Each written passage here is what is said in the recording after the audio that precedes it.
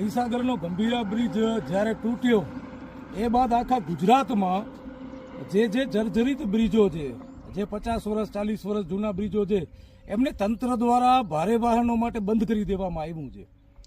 હવે 40 વર્ષ 50 વર્ષ જૂના જે બ્રિજો છે એવામાંથી એક કચ્છ, અને કચ્છનું ખાસ મથક એટલે અબડાસાનું એક બ્રિજ છે, ભવાનીપર ગામ નજીક આવેલું. આ બ્રિજ છેલ્લા 50 વર્ષ ઉપર થઈ ગયું બન્યું છે. એ બાદ માત્ર ને માત્ર સમારકામ કરવામાં આવ્યું છે.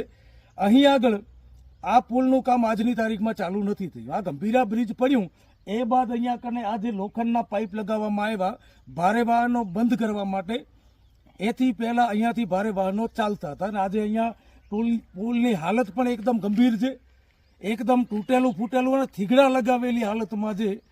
આ તંત્રની આંખો જ્યારે કોઈ મોટી ઘટના દેશમાં રાજ્યમાં બને ત્યારે ખુલે છે, પણ વસ્તુ એ થાય છે કે છેલ્લા 4 દિવસથી આ પુલ બંધ છે. આના કારણે ભારે વાહનો નથી આવતા. એના કારણે અબડાસાની જે પ્રજા છે એમને આર્થિક રીતે પણ તંગી પડી રહી છે.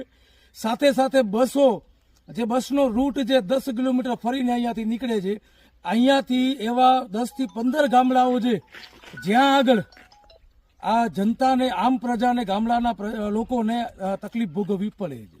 આ બ્રિજની હાલત તમે જુઓ કેટલી ખરાબ છે. આજે તંત્ર જે કચ્છનું જે વહીવટી તંત્ર છે, જેમાં હું ભુજની વાત કરું તો ભુજમાં પણ એક હમીસર આગળ પુલિયો આવેલું છે. એ પુલિયો પણ છેલ્લા 3-4 વર્ષથી બંધ છે, ત્યાં કામ ચાલુ નથી થયું.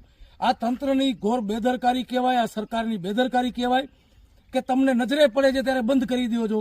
આજે વર્ષો જૂનો પુલ, 5-6 વર્ષથી આ પુલિયો, ભવાનીપર વાળો પુલિયો ખસ્તા હાલતમાં છે. બંધ કરવાની જગ્યાએ આ 4-5 વર્ષમાં કામ ચાલુ થઈ જવું જોઈએ અને નવું પુલિયો બની જવો જોઈએ, પણ આજની તારીખમાં બન્યું નથી.